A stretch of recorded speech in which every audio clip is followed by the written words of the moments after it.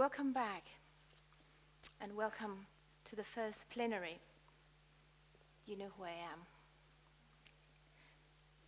But this session will discuss how we can put caring into our communities so that diverse groups would live together in peace and harmony. A particular interest here, as I highlighted yesterday, is how we, as emergent global spiritual community, might encourage and engage in a shift of human consciousness.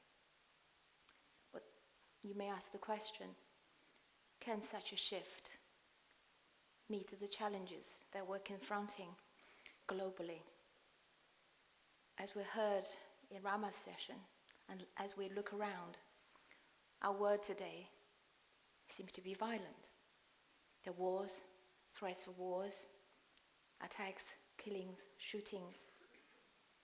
And there are also those who feel that they are left with no options but aggression, driven by displacement, fear, desperation, or acting on trauma or grievances. There's also damage inflicted on our delicate balance of the ecosystem of our planet. And if you look again, our world today seems to be divided. Political segregations, social gulfs, religious divides. And the exclusions are not just found in this political system, but also in our health system, our schools, social institutions, even public spaces. Not just separating our communities to us and them, but also splitting our lives into the private, the public, and our own being into the inside and outside. All this may give us an impression that our world is broken, as if the heart that was once here had stopped beating. There's so little space for mysteries, for recognizing the richest and the most profound beings that we are. Without mystery, our world seems to be full of problems. And the more we treat the world as a problem, the more problems seem to appear. Together with the problems, the woundedness and alienation. So at the Spirit Humanity Forum, we feel that a shift of human consciousness is required at this time. And you know only too well that the shift is already underway, thanks to community builders and change makers like yourselves. Together we have observed that in engaging in such a shift, a new landscape is emerging, where your stories, our stories together, like Rama has illustrated, are offering a different scene. These are narratives of hope. I spoke to my 14-year-old friend just now, and he said, young people are looking for something that brings hope. But a hope that springs from humility, from what is beyond, from the transcendent. And as we said yesterday, hope that is only possible in the sphere of we. So indeed, it is the innermost reshaping that the Spirit Humanity Forum is seeking. And this is what our presenters today, at the first plenary, would help us to explore from their own perspectives. The questions this panel would address this morning include, what does this shift of consciousness mean in this world today? And in what way the shift might help transform conflict, bridge divide, foster solidarity? And finally, how shall we be so that there is peace, there is relationship, and there is healing? So let's meet our speakers. I welcome on stage our first speaker, Professor the Lord Alderdice. As a leader of Alliance Party of Northern Ireland for more than 10 years, Lord Alderdice played a significant role in the negotiation from 1998 Good Friday Agreement. He then became the first Speaker of new Northern Ireland Assembly until his appointment in 2004 as one of the 4 members of the International Independent Monitoring Commission tasked by the British and Irish government with the security and normalization and closing down terrorist activities in Northern Ireland. He was president of Liberal International, the global federation of more than 100 liberal parties, and the chairman of Liberal Democrat Party in the House of Lords at Westminster, formerly a consultant psychiatrist and a senior lecturer at the Queen's University of Belfast. He's currently director of the Centre for Resolution of Intractable Conflict at Harris Manchester College, University of Oxford. And he is also a clinical professor in the Department of Psychiatry at the University of Maryland, USA. And his main task is actually serving as the chairman of the Centre for Democracy and Peace Building in Belfast. And now,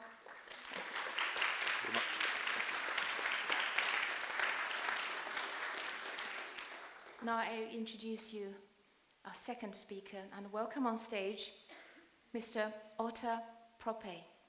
Mr. Ottarr Proppe is the Minister for Health and the chairman of the Liberal Democrat Party, Bright Future of Iceland.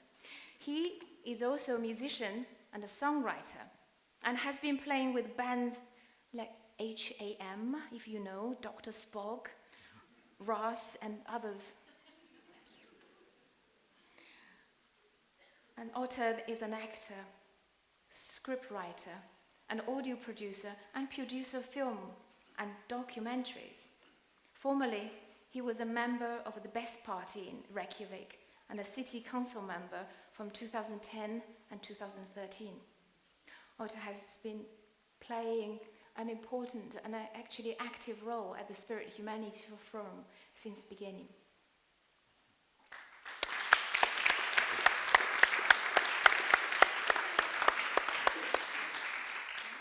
Now I welcome onto the stage our third speaker of this panel, Mrs. Alexandra Asseily. A witness of pain of the civil war in Lebanon, Alexandra explored her own responsibility for war and peace and became a psychotherapist. She is a board member and co-founder of the Center for Lebanese Studies, a trustee of the Germes Foundation for Peace, and a former member of the advisory board of the Center for Study of World Religions at Harvard University. In 1998, following a life-changing vision concerning the living and the dead, she initiated the Garden of Forgiveness in the center of Beirut. Alexandra's focus is to find a way to transform conflict, whether in the individual, family, tribe, or nation. In this work, she provides training workshops on healing the wounds of history, addressing the wounds of violence in Lebanon, which include training Syrian refugee teachers. Alexandra and her husband George Asseily co-created a Silk Museum in Lebanon, which is visited by thousands of school children and adults each season. She had been a member of International Subud Association and Inner Spiritual Training since 1959. Now we have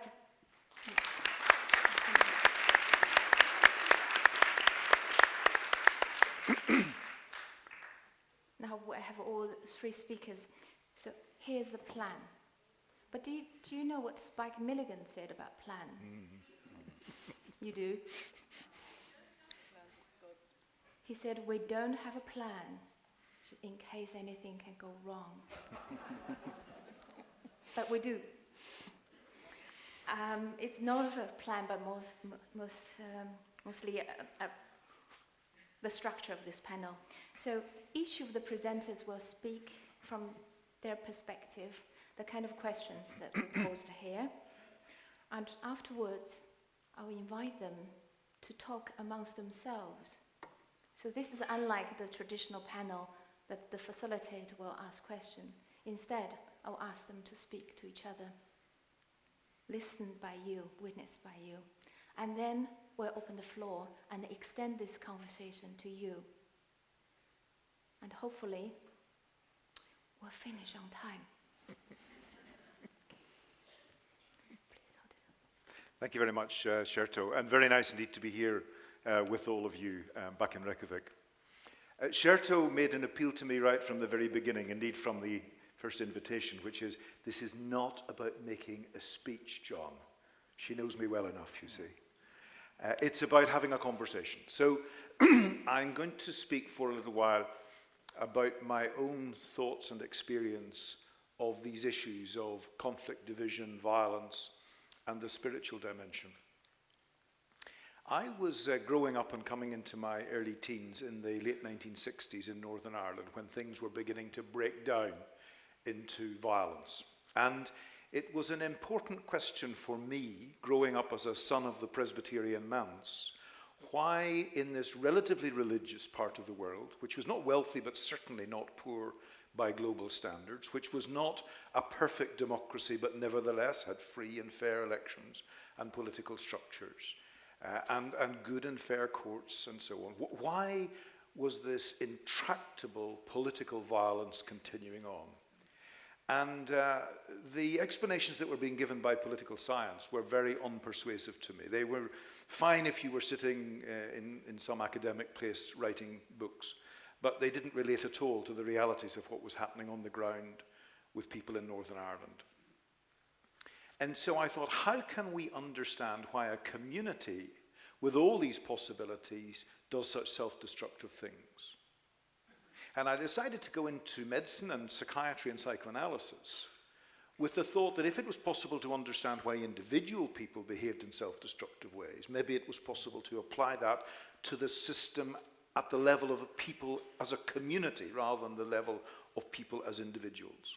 And so that's what I did. And I went into psychiatry and trained, went into analysis for a period of time, and started to teach and set up courses and so on, and got involved in politics and became the leader of one of the political parties. And we started engaging with each other, and it was very difficult. It took a long time of what we called talks about talks before we actually got to a talks table. And I suppose the thing that really was most important for me, and it didn't come from just me, it came from others as well, but the most important lesson of all of the lessons we learned was that these historic feuds, these intractable violent problems, are all about disturbed historic relationships between large groups of people. Not about relationships between individual people, although the relationships between individuals who happen to be leaders is important because they represent their groups. But it's the psychology of relationships of large groups, which is not something that people have looked an awful lot at. So our whole peace process was based on that. It emerged from that. Form followed function. We identified, first of all, what were the disturbed relationships? Well, disturbed relationships between Protestants and Catholics, Unionists and Nationalists within Northern Ireland, between people in the north and people in the south, between Britain and Ireland. And so the people who were at each of the three strands of negotiations were the people who represented those relationships. Within Northern Ireland, it was the leaders of the political parties within Northern Ireland and the British government because it was the sovereign government. Once we started relating between North and South, the government of the Republic had to be involved. And when it was a question of the relationships between Britain and Ireland, the politicians from Northern Ireland weren't involved at all. It was just the British and Irish governments. But all the time, we were focusing on this question of relationships between the groups. What had happened, how had it gone wrong, why had it gone wrong, when, and so on. And I think that was massively important in terms of us understanding why, for example, a sense of disrespect and humiliation in a community or both communities is so toxic and dangerous over not just decades but hundreds of years. Why a sense of unfairness is actually much more important than the question of inequality. Things can be unequal, but people still feel they're fair. Things can be equal and people feel they're not fair.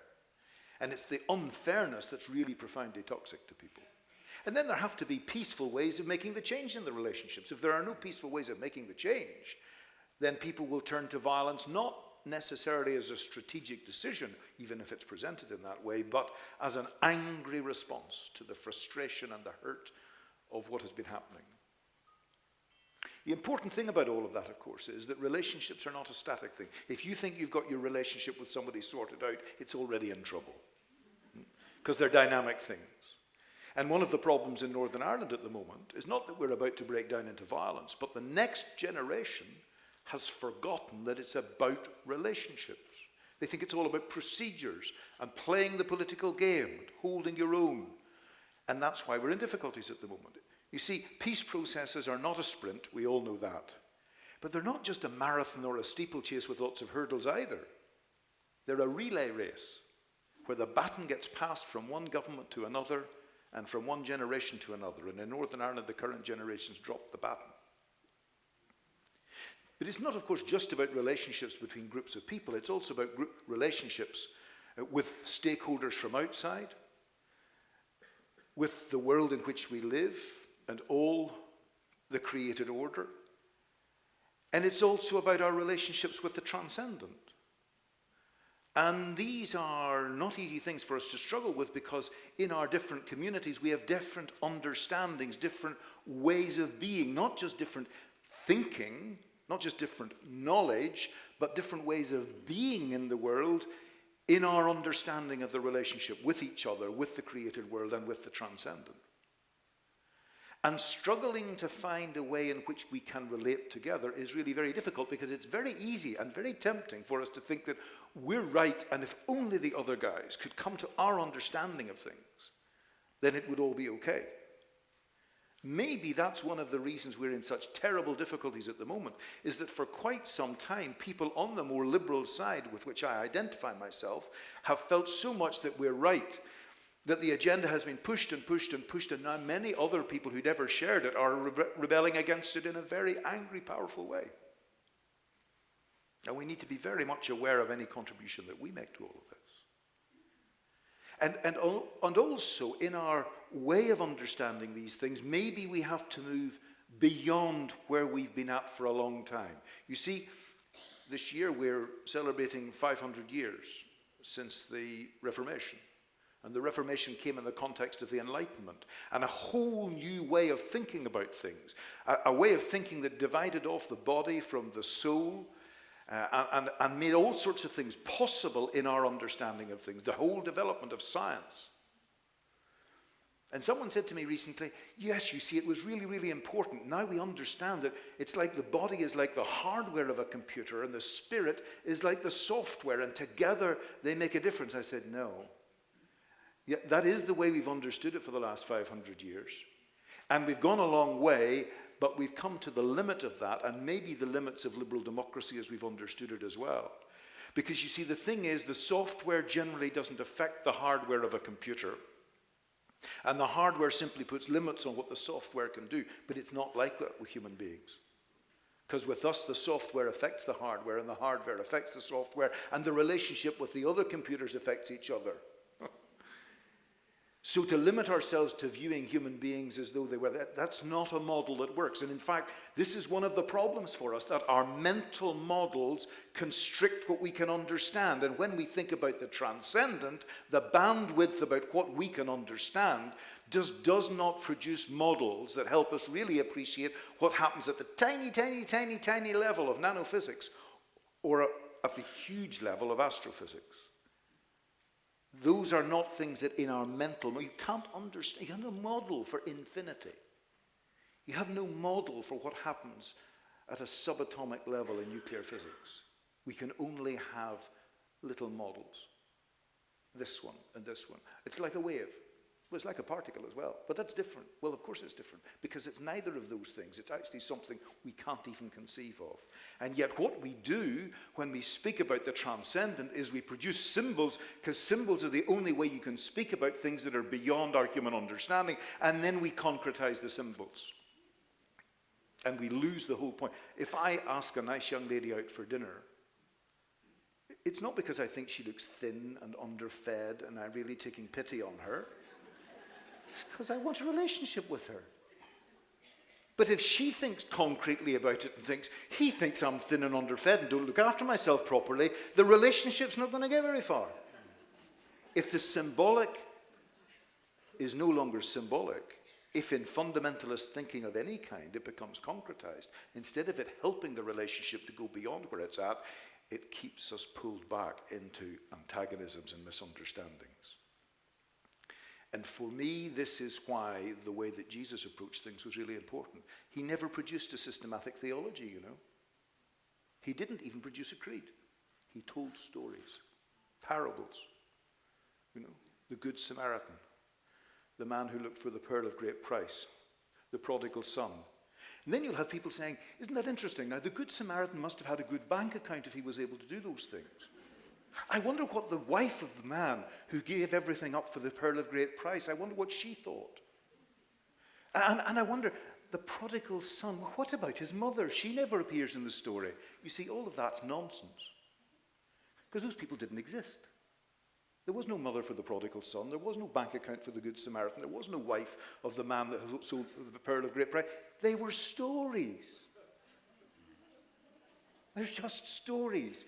And he told the stories to give a point with each of the stories, not for us to elaborate a whole piece of concrete nonsense around it. And that's what we do. So, this whole human approach of understanding relationships, not just with each other as individuals, between large groups, with the created order and with the transcendent, is something that's a very exciting possibility for us. But just one word of warning.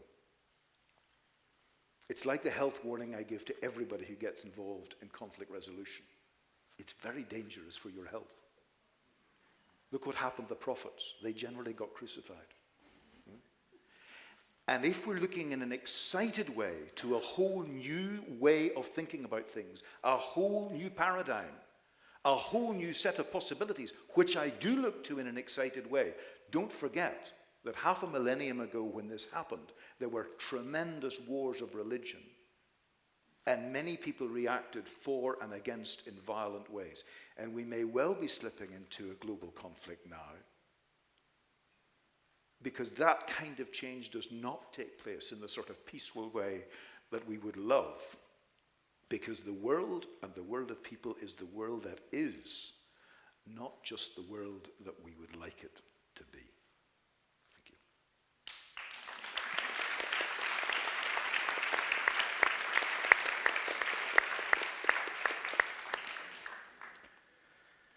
Thank you. And thank you, friends. It's great to be back at the forum. Feels like coming back, and a lot of faces that I've seen before. Like Sherto told you in the introduction, I am a politician, a minister, but I don't feel like a politician. I still feel like a kid or whatever, a curious guy who's trying to figure out what's going to happen in life. And I truly believe that I'm still more of an artist than a politician, although all my waking days and a bit more are involved with politics these days. When I was thinking about this session, I started to think a bit about my TV, because my wife and I, we have a TV at home, and like most people. And about 10, 12 years ago, our TV broke, or the connection was spoiled somehow. So for some reason, instead of buying a new TV, we got a fish tank and started looking at that. And I've been looking at my fish tank ever since, although my TV also has been repaired. And the fish tank is so interesting because it's a community. It's a limited community, and if there's a change, you never know what happens. If a plant is moved, suddenly all the fish will go crazy, or maybe they'll just feel very good about it. And if you introduce a new individual, a tiny fish, sometimes it'll be swallowed up by somebody else. Sometimes nobody will notice and everybody will go along easily. But sometimes hell will break loose and everything will go crazy. And I'm very intrigued by my fish tank. And I think my involvement in politics is in some way similar. My experience in working in music bands and with film productions in limited groups of artists where shall we say, the approach, the desired result is very well known and everybody agrees on it. The band says 1, 2, 3, 4 because they want to play and finish the song. You want to finish the film or whatever. But life is more complex. And I live in Iceland, which hasn't really had armed conflict, true armed conflict since really the 14th century. It's a very peaceful society, as you know. In all standards, we come on top as the most peaceful or one of the most peaceful societies around. But in 2008, we totally collapsed. Our economy went bust, as you know. Our equilibrium was lost. Our population was afraid and became divided.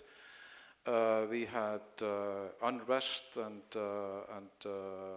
protests in the street, resulting in the fall of government, and we've slowly been trying to crawl back from that, I think, emotionally and politically, although we've had setbacks back and forth, but we have been dealing with a real change in our world. And still, we're still living in the same fish tank, and as far as I know, most of it is very livable. We have a high standard of living, we have a high standard of peace, we have a very clean water readily available, etc., etc.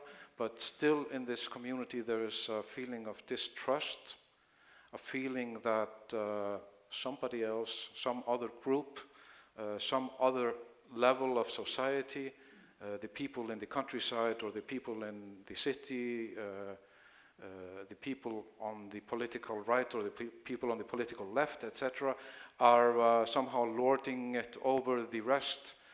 And to tell the truth, I think my involvement with politics was to, first of all, personally, to try to understand why this is, and also to try to see if I had any way of helping out.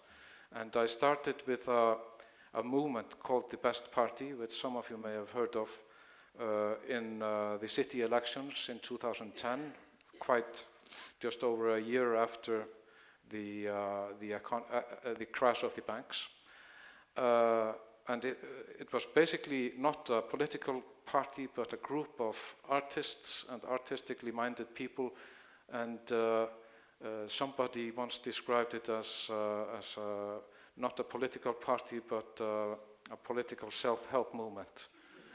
And I think that's a good idea. We were trying to come in and help with different experiences, and trying to do it with a bit, well, at least to us, humility, trying to say we don't want to lord over things, we don't want to be one extreme or the others telling a new truth that everybody could rally around, but saying, okay, maybe a bit of this, a bit of that, and why don't we try to get along?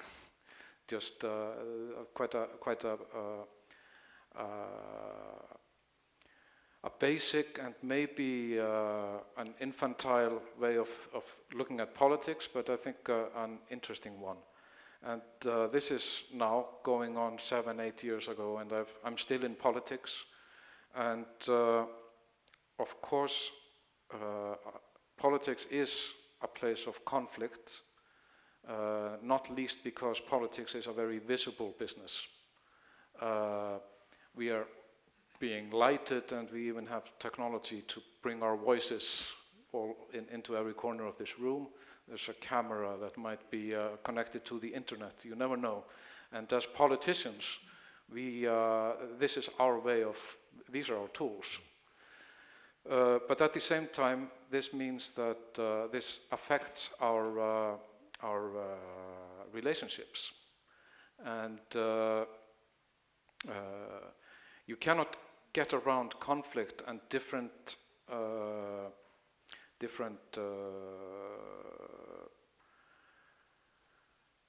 shall we say, interests when you are thinking about politics. Politics is about interests. It is about public interest against private interest. It is about limited interest and other limited interest. And it is about trying to find an equilibrium between interests. And I think in this world, it's interesting to look at it from this peaceful place, Iceland, which I don't feel is peaceful at all when I'm involved in shouting matches down in the parliament. But it's interesting to see that we seem to be in this strange place that, Sherto, you were mentioning, that we feel that the world is out of whack.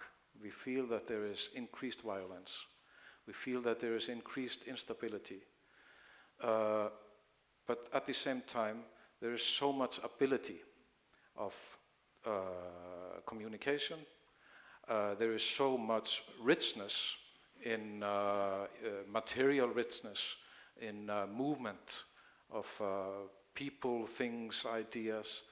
And as a minister of health, God help me, I know there's so much possibility in good health and good life for people, but at the same time we feel that something is missing, and we are I think increasingly afraid. And again, coming back to the fish tank, my feeling is that the only way to alleviate fear or be to feel trustful and safe is either to be in a place that does not change. Even my fish tank changes, so that's not a possibility. The other way around is to move through this collectively, to share our stories and to share our maybe not even our understanding, but at least to share our journey. Politics is more about division than sharing, by definition, which is why I prefer to think of myself as a musician, because a divisive band does not play, does not groove. And it is, even when you hate the drummer, but once you're on stage, you play with the drummer if you don't want things to go badly. So that's my input, I think, here. Thank you, and I'm looking forward.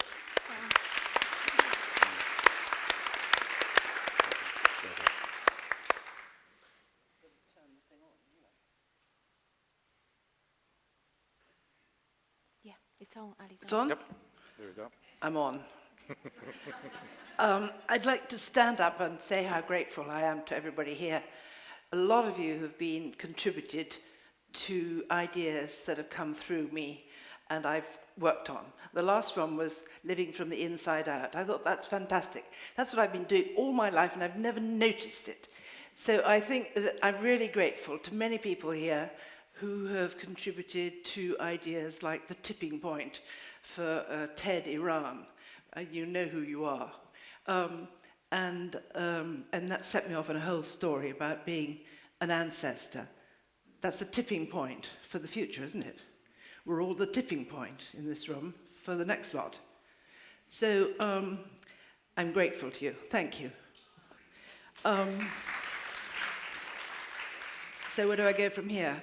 Well, I landed up by some crazy sort of chance of life with my second husband, who was Lebanese, in this beautiful place of land of milk and honey in Lebanon. Everything was beautiful, people were wonderful, it was just a dream. Until the day of my wedding, when everything crashed, we went into curfew, we couldn't go on honeymoon, and then it just went like that. And I thought, well, is it my fault? And then one of my children said, did I create the war in Lebanon?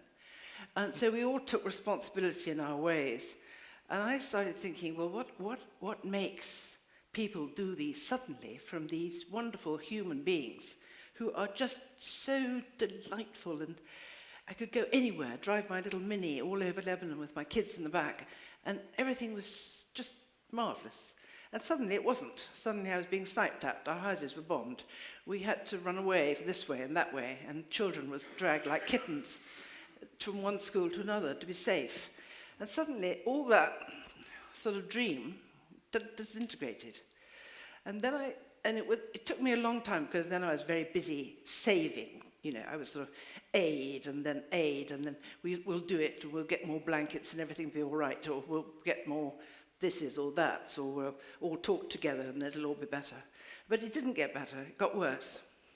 It got worse over really a huge amount, many, many years of agony, where one lot of my friends were killing were destroying the very thing that I'd worked for the last 7 years on, you know, a camp of refugees.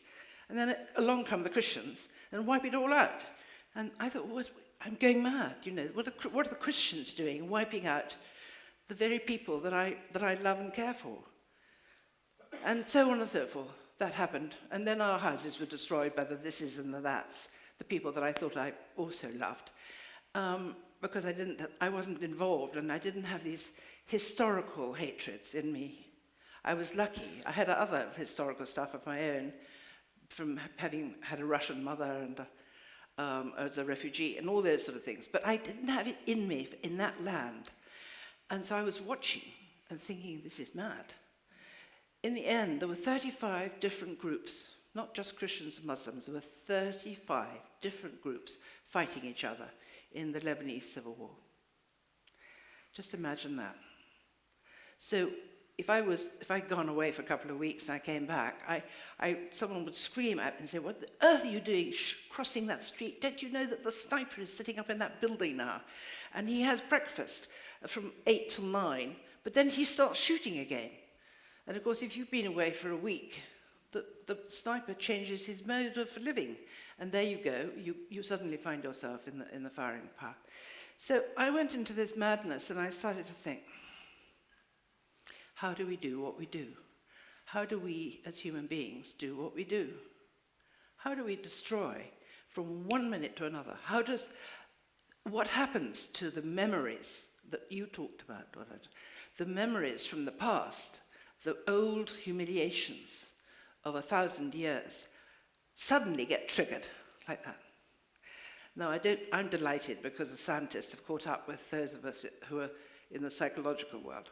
So now the scientists are caught up, and only this week they've caught up and said, actually, for 14 generations, we carry the memories. Last time I talked about this, it was 5 generations. In fact, the last time I talked about becoming a good ancestor, it was only 5 generations. That's 250 people. So if it's only 5 generations, behind each one of you is 250 ancestors, okay? Behind me, 250 ancestors. But now 14, I haven't had the chance to do the mathematics. If someone can do the mathematics, work it out, 14 generations of people behind us, and all their stuff, or not all their stuff, but a lot of their stuff is coming through me. So I believe that it's my responsibility to hoover up my own stuff, which is daily, you know, my grievance against so-and-so who didn't do whatever I thought they were going to do, or my grievance against my husband or children or whatever. And usually myself, actually, mainly it's myself. But I've got also all the wounds from my mother's family, refugees, woundedness from never being able to go back to Russia, woundedness from many other areas, a father who was permanently at some war or another, in the most gentle, kind, marvellous way that he was, but he still was a military man. And I don't know how he came out like a saint, but anyway, that was his business, but it did help. But I do think that we're all living much more than just our lives. And obviously, too much for that. So my life has been, why did I land up in a war? Okay, I was bombed out at the age of 3. I suddenly remembered.